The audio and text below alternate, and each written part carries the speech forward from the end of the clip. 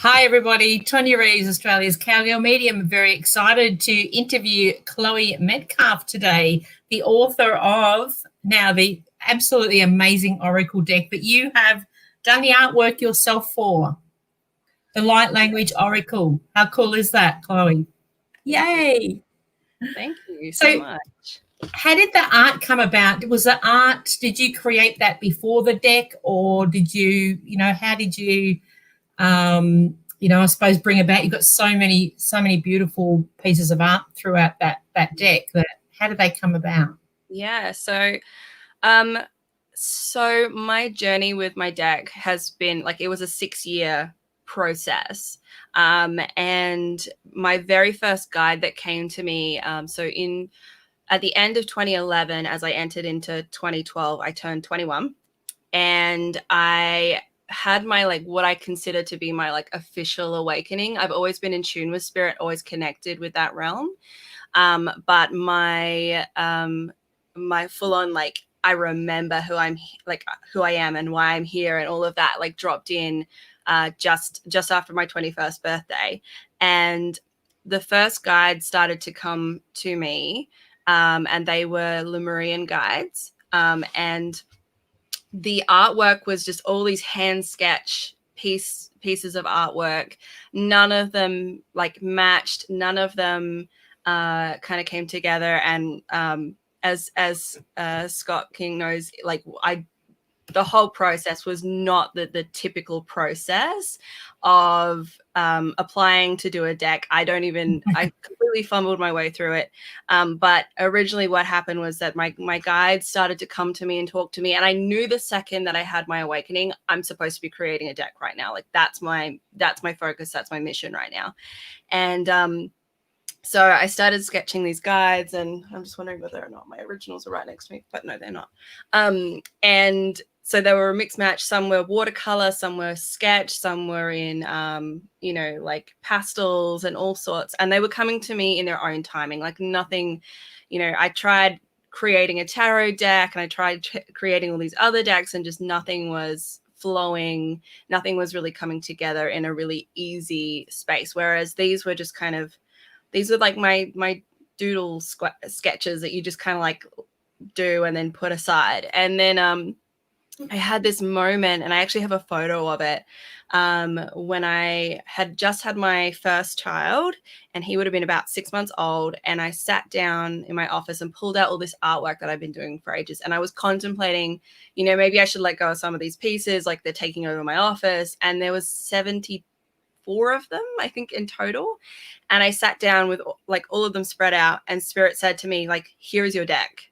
This is your deck. And so I had to kind of break through and work out the 57 that were actually going to go in the deck. And I sent a message to Scott, because I was source was your publisher has animals related to it, and they're in Australia. And I was okay, Googled this and sent a message to Scott and Trudy. And I was hi, this is something that I'm working on, and here's a little snippet from some channeled messages from it. Are you interested in maybe publishing this deck? And Scott was I really like what you're doing, but can you change a few things? And I was okay, complete trust. Yeah, beautiful. And he sent me some photos of some deck cards. He's the only thing that I'm concerned about is that they're all so different. They're not quite at publishing standard yet. They're more concept sketches. And so very luckily, I had made a friend about 12 months earlier I used to be a photographer, and she was wedding photography. I photographed her wedding, and we became really good friends. And she's a digital artist. So that's Lily Mills, or Lily Marie Mills. And she beautifully turned all of my sketches into this amazing artwork. And I said to her, I'm I don't want to lose the essence of my design style. Yes. Can you somehow bring it together? And she just beautifully, magically created the art that is what it is today. And I think that took about 6-7 months, and then continued as she was creating, I continued writing it. And I didn't really talk to Scott for a while. And then just one day I was like, hey, what do you think of this? And he's like, I love it. Let's do this. Like, let's publish it. Yeah. And the journey with actually publishing it was like the biggest roller coaster of emotion, of blocks, and having to, because it was self-published, but now it's a hybrid publish. I was so broke. Like, I was so broke at that point in my life. I had no money. I had no idea how I was going to bring the money into to make this happen. And those of you that haven't self-published before, like, it is an expensive journey to self-publish. And so I kind of had to surrender like the outcome, like where I was going to get the money, because the initial self-publishing cost is around the $10,000 mark. So I literally had to surrender and go, like, I know that this is going to happen. I don't know how it's going to happen. And Scott and Trudy had sent me the contract to sign, and I was like, but how can I sign this? Like, I don't have the money to just like lay it out. And I've also got ADHD, and I don't read contracts very well. I also didn't read the actual amount of how much it was, like, plus the printing cost, not just the publishing cost. Yes, and so my brain's like, oh, it's only 10. I'm like, oh, it's only 10 grand. Like, I can manifest that somehow. And it was so very weird, because I signed for the contract. I then managed to manifest a $10,000 car instead of $10,000 that I needed for the publishing contract. And so I still drive that car today. Like, that's my family car. And then I fully, like, just surrendered. The universe said, just sign it, surrender, and like, we'll see what happens. And eventually I was called to start holding women's retreats, and I connected with a woman on one of those women's retreats who came to me, and she I had created my deck into like a mock deck that I could play with, and took it on the retreat. And she said to me, like, I love what you've created. I'd like to just invest in helping it become a reality. And like that, there you go. Like, it came through. And then the process of it, like, actually landing from there, like, it took, I think, 2 more years after that, with editing and kind of like bringing it all together. And then I was like I got the bill for the printing, and I was like, what? Like, I don't have that money. I don't have it anywhere. Like, I don't even know how to like get to this next spot. And after a long kind of like brief moment of like pause, Trudy and Scott ended up supporting and publishing the printing end of it. And so it became a hybrid contract. And Beautiful. so, like, I'm so grateful for that, and for those people who have done that. And I'm still in the process of like paying back the first 10 grand, and, you know, doing all of that and working on it. But, you know, they're out in the world. They've been out in the world since, I think it was 2018. Christmas 2018.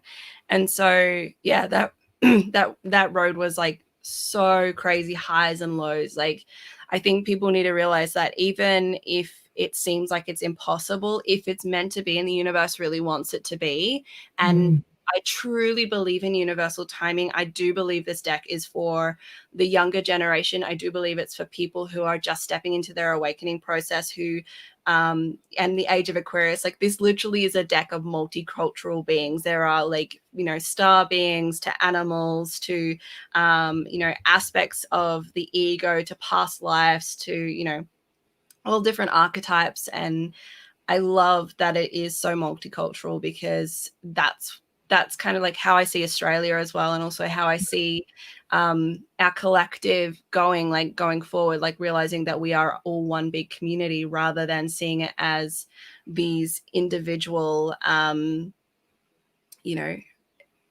we're not separation. There's no separation. Yeah. Exactly. It's all about us coming together in love and in oneness. I love that. That's it's so ideal. Yeah. and unique. That's what I love about them too. They're really original, which is great. So they sort of stand out for that factor alone, which is fantastic. And the messages are great too. So you can get the cards from Animal Dreaming for those that are on. Hi, Francis. Hi, Haley. Hi, Jacinta. And hi, everyone that's watching. Chloe and I were having a chat before we got on here, and she's got an amazing podcast, which I haven't checked out yet, but I intend to.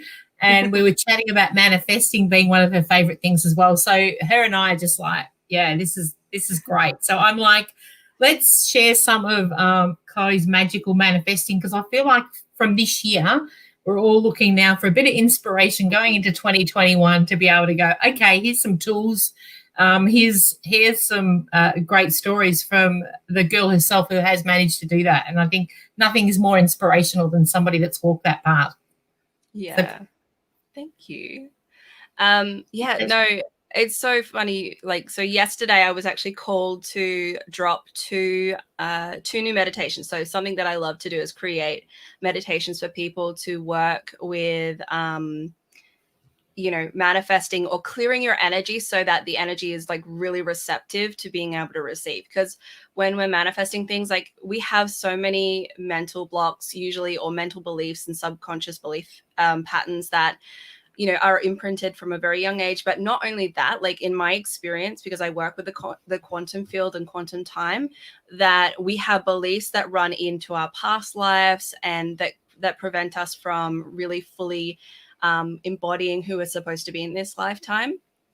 And it's one of those things that you've got to dive into. And that was something that for me, like I realized that it was only 6 months ago really that I feel like I've fully like broken through my manifesting journey. Like previously I was manifesting things like here, there, like things would just pop up whenever. And then I started the process of looking at subconscious reprogramming so that my subconscious was attracting.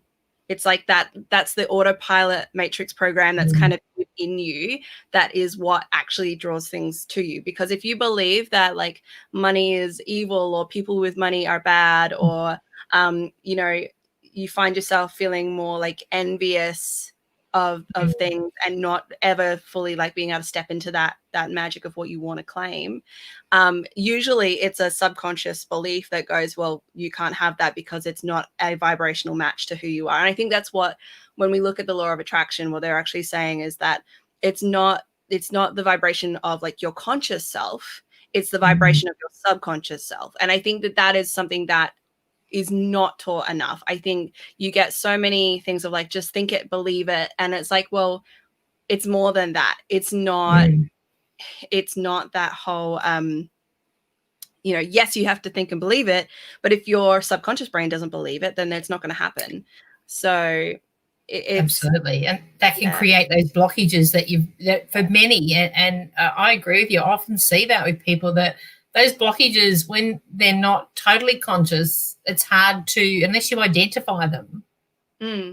Yeah, exactly. It's hard to know what they are. Exactly. And I love that Francis has asked that question. Did you struggle changing your outlook? Yes and no. Like I have always had this very strong, firm belief of like everything will be okay. Like I don't know where that comes from. I just have this I've always had this big trust that the universe truly does have my back, or that things are just going to work out, and that's just how life is. Like life will always, like, my husband's favorite quote from Jurassic Park is like, life finds a way. Like it's like truly, like that is the case. Like in life, things will always work out. And as you look back in your life, like there has always been a time where the universe has caught you, even if you can't fully see it in that moment. Like you're where you are right now because you've been held all this way to get here. Like if not, you wouldn't have made it to this point. Like you wouldn't even be here.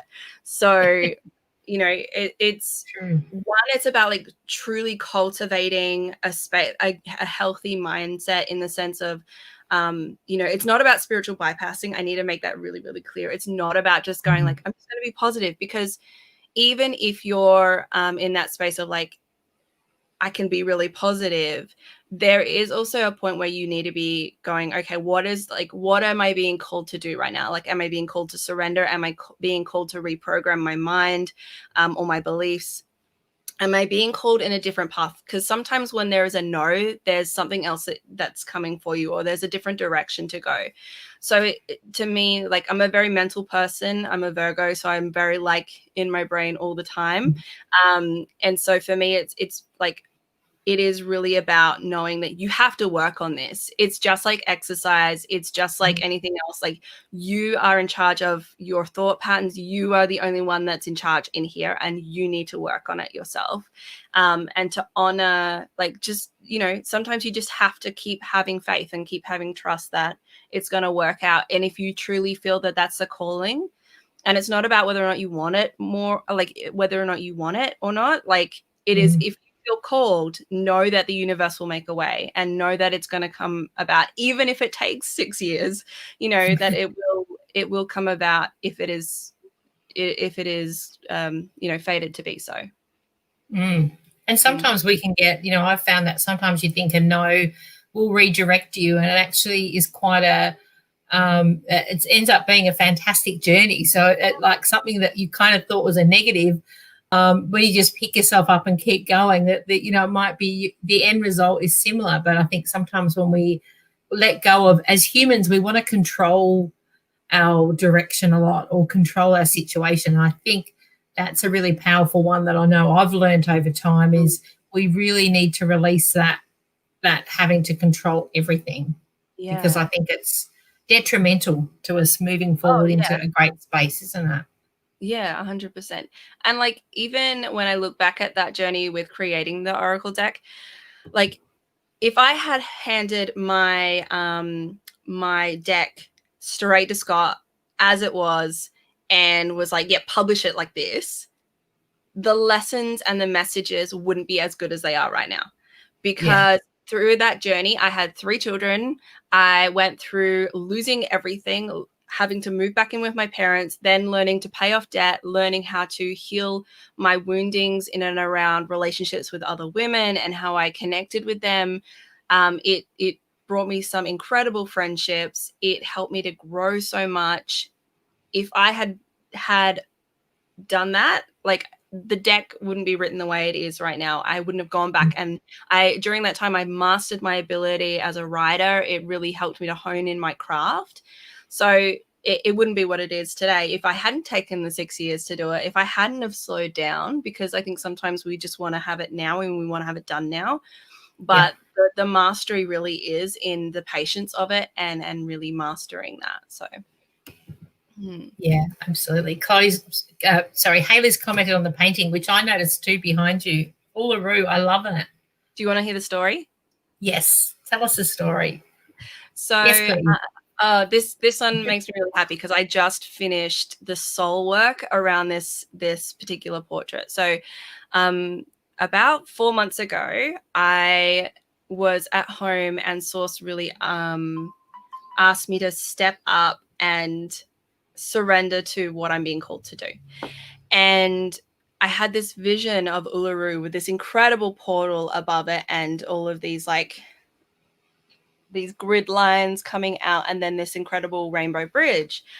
And I had like zero like understanding of like why I had to paint it. I just was told like I had to paint it, and I needed to work on the energy stuff through doing group activation. So I did 3 group activations. Last night was my last activation.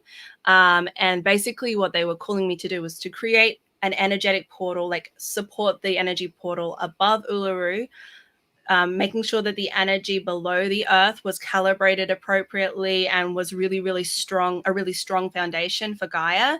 And then to create this protection for the energy of the rainbow bridge between the heaven and the earth. And so I had this really, really strong calling to do this. And so over the last 3 months, I've been activating these energies. So started off with the portal, then did the earth, and then last night was the bridge.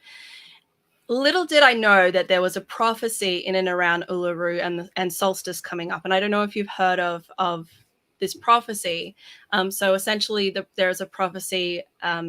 There's so much information out there. I don't want to butcher it, but the original people started sharing about the prophecy a little while ago, that there is a box in Uluru that they're going to do ritual around and activate, and basically like change the vibration of the earth and like raise the vibration of the earth by activating Gaia. And so I didn't know about that at all. And it was basically they were saying that it was about the rainbow serpent rising to create this bridge of energy. And I was just like, I had no idea about it. I painted it, and then someone was like, hey, did you know about this? And I was like, no, like I had no idea about it. And then, yeah, last night completed that journey and completed that work energetically for the collective, for the transition into what they're considering, you know, the new earth and that high vibration of the new earth. So yeah, it was just amazing. That's amazing. And how in alignment do you feel connecting with that without even having that knowledge? Well, obviously you had that knowledge, but not on a like mind blowing. Like, you know, it's one of those moments where it's like, you know, that you are so on your path when the universe just brings that level of evidence post you going, okay, like I fully trust that this is the journey that I'm on, and fully trust the journey that that I'm stepping into, you know, trusting so the calling. Cool. Yeah. And like Haley shares here, it really draws you in. Yeah. That's for sure. I'm still like wondering whether or not I finished the actual artwork, but you know, this is where it's gotten to, and it is what it is. And I've just kind of become a bit accustomed to enjoying it as a backdrop now. So it looks great. It does the trick. So share with us also, we were talking about before you came on too, about your bees.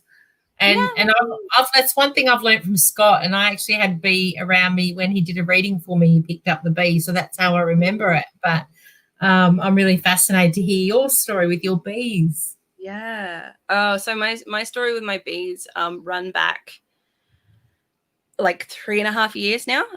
We moved into this house, which is a really, really small place. I was so devastated because I was really hoping that I could buy a house before we moved in here. Like I was hoping that, you know, we paid off all of our debt and we could just, you know, move straight into, you know, buying the first house.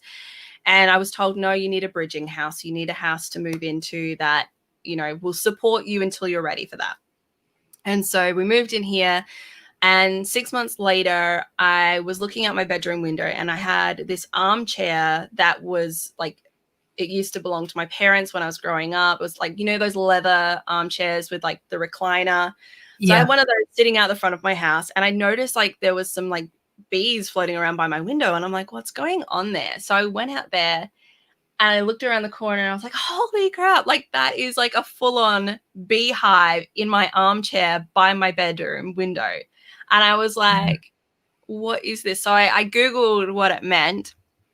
And it was like, yeah, abundance, and I was money. And if they come to you, it's a really good sign that money's coming. And I was like, oh, cool. Like, that's awesome. And then life just took on its like own wild expression of its own thing. Like I ended up having a miscarriage, a very early miscarriage, and it taught me the process of telling the bees. There's this old tradition of telling the bees where, you know, the wife would often go out and tell the bees of births, deaths, pregnancies. They would tell, like, you know, the finances and the like everything that's going on in the household. It was really important that back in medieval times that's what would happen. It was a tradition. So I went through that process, and I originally said to them, you know, I think I'm pregnant. And then after a while it was like, oh, you know, I've had a miscarriage. And I mourned with the bees in the front yard. We had them for about 6 months, and then I felt it was time for the bees to move on. And so tried getting a beekeeper for ages, and nobody would touch them. Nobody would get them out of the chair for us. And then one day my dad was like, oh, I found a guy that can do this. So he came and did it for free. And he was like, this is one of the biggest swarms I have ever dealt with. Like, he was there with a vacuum, these buckets of bees out of the chair, and took all the honeycomb, and we enjoyed the honey for a while. And then I didn't hear from the bees for a while. And I was being visited by the whales, and usually in winter I get the whales, and during summer it's the bees. And so at the end of winter, the bees started coming back again. And I'm like, okay, like, so I started to journey with the bees again, and Mary Magdalene started to come in, and I was working with the lineage of the rose. And And then eventually I started to see these bees, like they just started to actually come into my house. And I was like, okay, what's going on here? Like just, I kept rescuing them and taking them back outside. And I posted on my Facebook page, oh, you know, rescued this bee today. Like this is the symbolism of the bee. And someone said to me on there, you know, whenever I see a bee, usually it says that there's a pregnancy happening or there's a pregnancy. And I'm like, oh, I don't know anyone that's like pregnant. I was not even trying for a baby or anything. Like my husband and I had agreed, like no more babies, and which my heart had been crying out for a daughter, like my entire motherhood journey. And I was like, oh, I wonder when I'm like due to get my period. And I ended up going, oh, I think I'm late. And I went and got a pregnancy test, and it was sure enough so pregnant, and ended up having my daughter, who is now she's 17 months old. Wow. And she's just the most incredible little being, and the bees just like constantly surrounded us. And for her as a baby gift, a friend of ours gave us bees.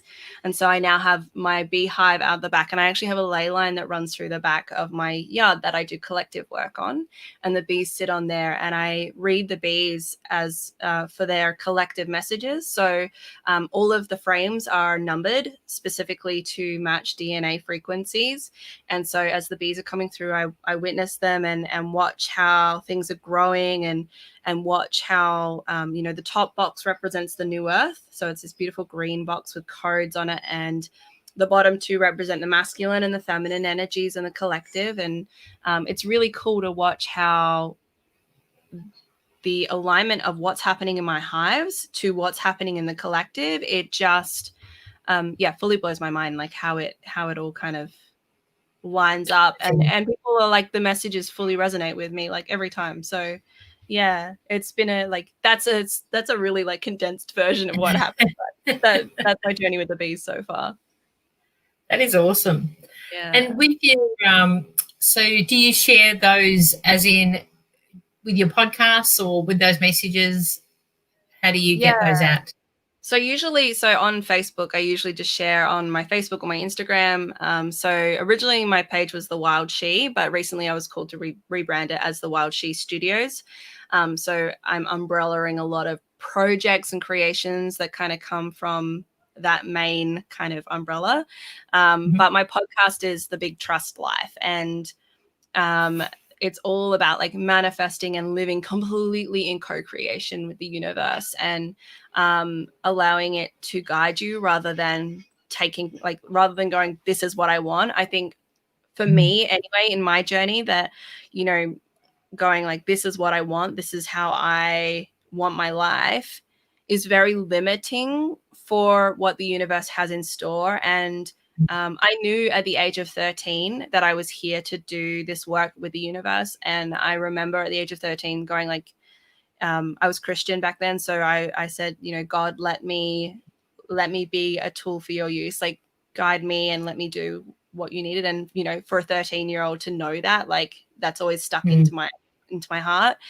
And now as a 30-year-old woman, it's like really being called to resurrender again and going like, okay, like my ego doesn't know what's best for me, but the universe, through the work that I am doing, can show up and bring, you know, greater abundance for myself and for the collective. And allowing that to actually happen has proven, especially in the last 6 months of my life, 2020 has been the most abundant year of my life.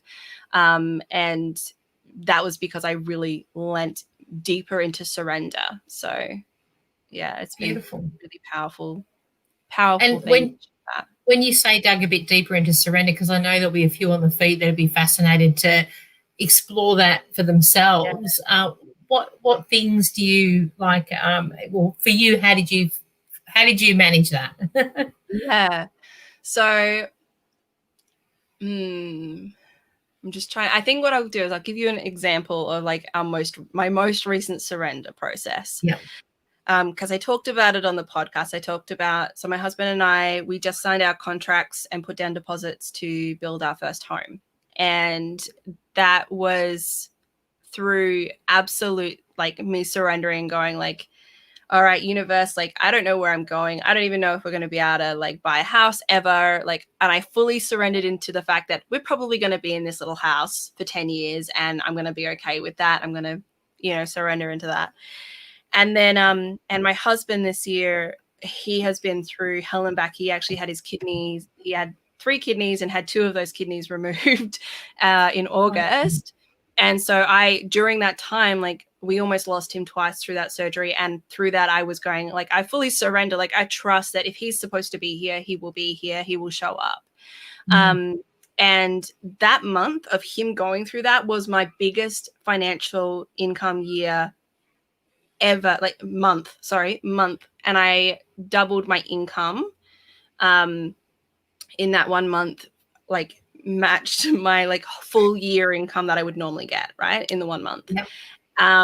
And so we were fully supported through that, and I was still surrendering. I didn't know what was kind of coming, and it was enough that I was able to put and save a deposit for our house.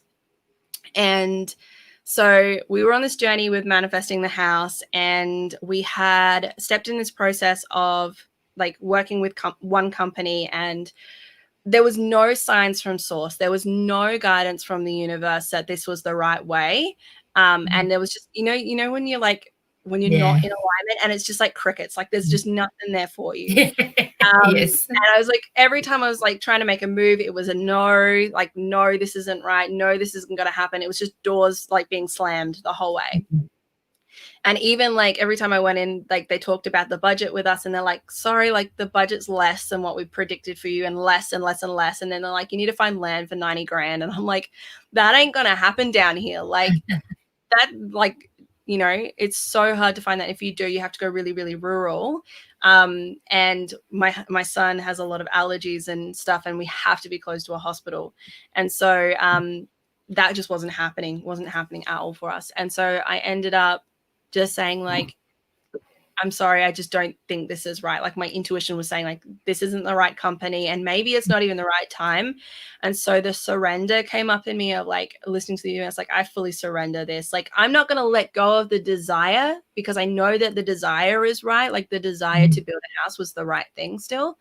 And also like so blessed that the government's like giving out these grants for first home buyers, like that on top of the little deposit that I managed to save, like that was what made it financially possible. But knowing that, like having to surrender, like it's kind of like, you know, the Tower card in tarot. To me, it's like, you know, yes, you're supposed to build the tower, but sorry, the foundation's crap. So let's like just knock it down and start again. And so like fully just like let the tower drop. 24 hours later, I get a phone call from someone that I had previously like messaged and said, oh, you know, really like the house designs that you do. Like, can you, you know, this is kind of our budget. What do you think? And she called me up and was like, come in. We've got an appointment available on the weekend. Come and design the house. We can help you. We can definitely do it in your budget. Like, not a problem. And the universe said to me, just keep saying yes. Like on this journey, just keep saying yes. And so we showed up. And not only did we get the design that we wanted and needed, like the previous company was trying to charge us $35,000 in travel costs to build our house, whereas this company was like, oh yeah, we can do it for $4,000. And I'm like, what? Like how? And then the original company as well, they were trying to push us into a 3-bedroom house. And I'm like, I have 3 kids. Like I have 3 kids. I work from home. This is not happening. And so they ended up showing me that like this new company was like, yep, we can make sure that you have an office, an activity room for the kids. All the kids will have their own bedrooms. You've got your own bedroom. And, you know, we didn't get the land size we really wanted. Was I really wanted 8,000 square meters, but it just wasn't what we need right now. Like fully trusting that that's not what we need right now. And, you know, they showed me the right spot. They showed me, you know, this is where you need to go. This is where you need to be, which ended up being, you know, like perfectly like 5 minutes from my family and my grandparents and my parents, and then 5 minutes from a hospital. So if we needed an ambulance, like it would be there so fast. And then 5 minutes from my husband's work and 10 minutes from school. So it just ended up being the most perfectly aligned. And the people that have been helping us have just been so supportive and like understanding and helpful. And whereas before it was just like the doors and were just shutting everywhere and they were being rude. And I was just like, I just don't even, it didn't feel good. You know what I mean? Like it didn't feel good. The process of manifesting, it just didn't feel good. But if I had not surrendered and kept trying to go with my ego of like, I just want to get it done. I just want it to happen. I want it to be here. We wouldn't be where we are right now in the process of manifesting this beautiful home that is exactly what our family needs as they're younger and they're growing. And we're going to be right next to a park. So they get to go like running to the park all the time. And so you don't have to do the mowing. See, obviously the universe said you don't need to do that. Exactly. Time to mow the lawn. But that's it. You know, when you surrender, like something even better can come. It's not about you letting go of the desire that you want in life. It's more so about honoring the fact that it might not be the way that it's what you think it should look like. It's the universe wants to give you what you really need and what's even better for you if you let go of what you've previously built, the old tower, and like let the new one be built. So yeah. That's beautiful. Yeah, that is beautiful. And what a great process, you know, to flow through, and how encouraging for the rest of, you know, everyone that's on the feed. It's like these are things that people can simply do. It's not about having to sit in struggle and, you know, get disheartened, but that surrender process sometimes can be uncomfortable. But I think it's not a bad thing to get comfortable being a bit uncomfortable, because, you know, often that's where the gold is. It's, you know, getting through that time to come through the other side and go, wow. And how often is hindsight? We look back and go, you know what, if that didn't happen right then, I would have been over here and I need to be here. So exactly. You know? Exactly. That, and I think that is, you know, the gift of the journey really is just being able to like look back and go like, you know, all of these things that have happened to this point has brought me here for a reason. And every little, like, I've been doing work with True Abundance for a few years now, and knowing that every, like, this is one of the tips that I gave recently to people. Like, I'm also over on TikTok, so I've been making little TikTok videos. Love it. And so one of the pieces of advice that Source had guided me to share was, people really need to drop the terminology of like, this is good or this is bad. Like, this is a bad situation, I should feel bad. I should feel like, you know, like layer on the level of shame for like being in a bad situation.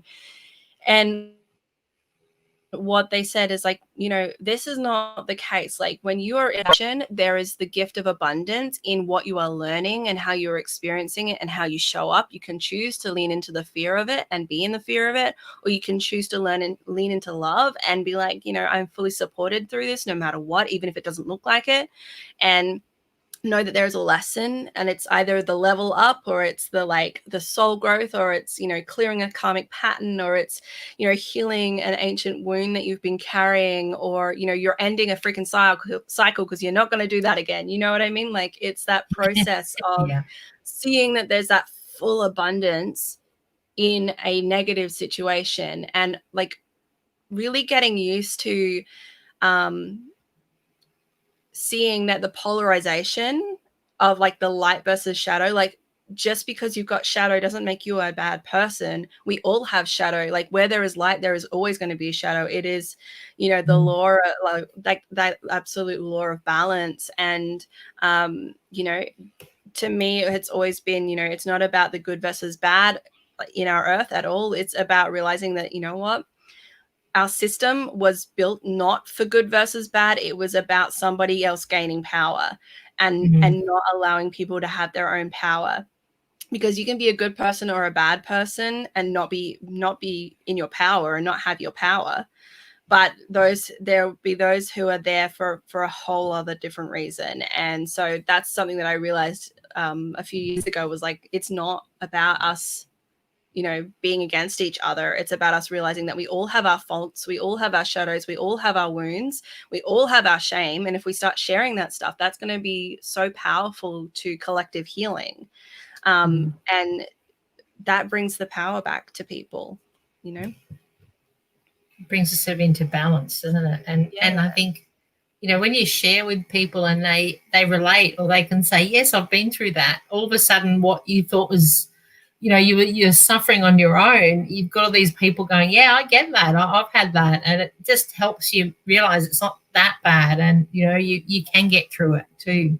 Yeah, fully. Like, a part of my journey this year, I officially got my ADHD diagnosis. And for the longest time, I thought I was the biggest failure and the worst mother and the worst person ever, because I couldn't keep myself organized. I couldn't be on time. It took me a really long time to do things and to stick at things. And getting my ADHD diagnosis was a huge breakthrough in realizing, like, there's no shame in who I am. I have an executive functioning disorder. It doesn't make me any less of a good person, any less of a magical, witchy woman that can show up as I am. I can be this and be a messy person, or be this and I can be who I am, and it's not going to affect the magic, and I shouldn't feel any less of like worthy because of that. And getting that diagnosis was so helpful in me dropping shame. Like, that was the main thing that was really holding me back, was the shame of, I can't get my shit together. Like, but breaking through that and going, you know what? Like, I'm doing pretty good. I'm actually doing pretty good for what I've been handed. Absolutely. That's amazing. And that would be, it's like it's all the pieces of puzzle sort of coming together, isn't it? Like, okay, I get me now. Yeah, exactly. It's like, oh, this is who I am. And that's, if you're on your spiritual journey, like, I think the biggest thing that anyone can do is use the spiritual journey to get to know yourself. Because if anything, like, it doesn't matter if you're if you're in a space of, I just want to learn about spirit guides, or I want to learn about this, or I want to learn about that, which is fine, totally fine. But the most powerful thing that you can do in your journey in life is to know yourself, and know yourself better than anyone else. And you can do that through finding out your totem animal, by finding out your human design, by finding out your astrology charts. Like, all of this stuff is just tools, right? Like, and not one of these things is the thing. You know what I mean? Nothing's going to fix you. It's just going to help you to understand who you are and embrace and accept who you are on a greater level. And it allows you to see the blueprint of who you are and the gifts that you have. And sometimes it points you on the right path on, like, your purpose and what you are meant to do, but sometimes it won't. And sometimes it's about you, like, either surrendering and leaning in with the universe and listening to the universe and allowing it to guide you, or it's about you getting to choose the life that you want and enjoy the freaking ride. Like, it's one or the other. Absolutely. I totally agree. And it's, like, we all have ups and downs, but it's how we can deal with it. And the more tools we have to help us deal with that is really, in essence, the way to be able to, get in flow and not let those hiccups drag you down as much as it possibly would if you didn't have those tools. So that's right. Very powerful sharing. Yeah. And you do one-on-one mentoring. I was looking at, don't you? So what do you offer? Chloe, just to share with those on the feed today. So my toolkit ranges pretty broad. So one of the main things I do is create light codes. So above here this is light language. So I do light code creations for people individually as well as collectively. Also on my website, like, there are so many meditations that people can download that are like, $1, $2, $11. So that's kind of like anyone can access kind of stuff. Mm-hmm. And then for my one-on-one sessions, I do DNA work. So I upgrade people's DNA. I have this ability to tune into people's energy and read their DNA from where their star heritage comes from, where the woundings kind of exist along your soul DNA as well as your physical DNA. At times I've been known to be able to like pick up, things that you're more predisposed to having from, I've had clients that have come in and I've gone, okay, there's like a marker coming up in your energy for things like leukemia or, any of these things. And like, wow, like actually my family have had that. So it's like, okay, source just wants to let you know, like you need to make sure that you're looking after, things in and around oxygen and blood flow and stuff like that. So with the DNA work, it was all about like helping people to upgrade. And also when you upgrade with DNA work, it tunes on things like your spiritual gifts to a more fine-tuned level. For me, since doing it, I'm way more telepathic than I used to be. So that's one of my my things. I feel really bad for my kids because I just know what they're thinking way too often. It drives my husband nuts. But also, my mentoring sessions are there available for people who are on their spiritual journey, or if they're stepping into creating an authentic business where they're showing up as themselves and wanting to bring their soul gifts to the table, or merging their like physical self and their spiritual self and creating a personal brand. But through my mentoring, get to play with the quantum field, your DNA stuff. I literally like let my mentoring students have access to all of my toolkit. And it's like, this is the price that I charge you guys, but you get access to anything that I can do to support you right now. Because I think that that's more expansive than me going, oh, today we're focusing on this, or today we're doing this. Actually, I step in and I'm like, sometimes I will dream messages for them for that day, for that container. And sometimes it's, I get visits from animals, or, it doesn't matter. It's fully about surrendering into the universe and guiding them to do the same. And many of them are on that process. And so for me, it's literally teaching by experience and, just kind of being that human spirit guide to help them kind of journey spiritually. And I really only just opened my books up 2 months ago to do that. And it's just been incredible to see the progress. And my mentoring lasts for 6 weeks at a time. And the women that I've been working with, it's just, I predominantly work with women. It's very rare that I get guys that come and work with me, but it's just been amazing to mentor people on that journey. And it's been beautiful. So, I've just opened up my books for 2021 and they're already filling up very quickly, which is nice. That is awesome. That is awesome. I can imagine, what you're offering is so unique and different, and giving people so many avenues to explore and, learn about yourself. That's really awesome. Yeah. And I think that that's what's really important, is to know that there is a variety of things out there for people. And, because I've literally spent 10 years of my life and before that exploring spirituality, religion, all sorts of things, anything that would come into my field, I'm like, I just want to absorb the information and then I want to share it to those people that need it, because I will tune into someone and be like, okay, like you need this and you need this and you need this, but you don't need this. Like you actually really don't need that thing. And just going like, this is what's going to guide you to get you to the next spot, rather than, throwing yourself into something for 12 months and go, actually, that wasn't for me. Source is very good at like helping guide and direct. And often I find that Source brings me the clients that need support in visioning bigger things for their life. And I've always had a good insight on going like, this is what's your potential. Like this is the potential for you, and beyond that, and just really seeing what people can't see for themselves. And that usually is just being that hand to kind of hold them through and give them unconditional love and support through that process. And I think that that's more powerful than any tool that I can give, is just to go like, you're supported in this. Beautiful. Yeah. And that's so amazing, especially coming from somebody you don't know. You can hear it from friends or family. to say, yeah, we can see this is what, this is, I can see you doing this. But, when it's somebody that's not in your close field, it's a great confirmation to say, this is what you're, what you can see. So that's a pretty powerful gift to be able to give people too. So awesome. Thank you.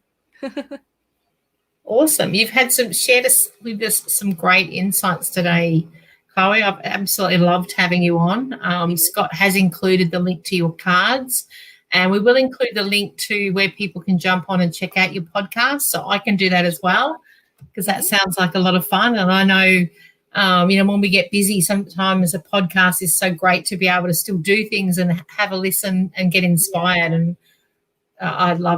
to me, podcasts are amazing to learn so much and connect with others. And it's a great gift for, when life's busy, to be able to spend time with your earphones in and listening. And you know what? I have had so much personal transformation just listening to people's free content. I think that we underestimate the power of like a good podcast or a good book, or, it's just, it can be revolutionary, and you don't have to spend like hundreds of thousands of dollars to get the transformation, because the universe is sending you exactly what you need, and exactly in the right vibration. Like, it'll bring exactly what you need. If that's the one thing that people take away today, is like the universe is bringing you exactly what you need right now. Absolutely. So almost like put your hands out and let's be open to that. That's it. Well, thank you so much. It's been a wonderful show. We've loved having you on and sharing all your insights. And thank you all for listening. And Gilly's just put here, you just signed up for your newsletter. So great. Yeah, please jump on board. Chloe's got some amazing insights. And, I know for us all heading into next year, we're all gearing up to, just adjust to the frequency of a new year, and put what has been needed to leave behind, and move forward. So it's a really powerful time. So jump on board and connect with Chloe. You will not regret that, with all her valuable tools. And thank you so much for taking time out of your day with your gorgeous little people all being shuffled away. We thought we might have had them joining us today, but they haven't. They weren't too noisy, thankfully. I think we all can relate to a few little kids in the background. For me, it's usually the birds in the background or the dogs. All right, everyone. Thank you so much for listening. Please share the show so that we can spread the word. And I will be with everyone on Thursday for our next show. So thank you so much. And thank you heaps, Chloe. It's been wonderful. I've thoroughly enjoyed it. Thanks. Yay. Take care, everybody.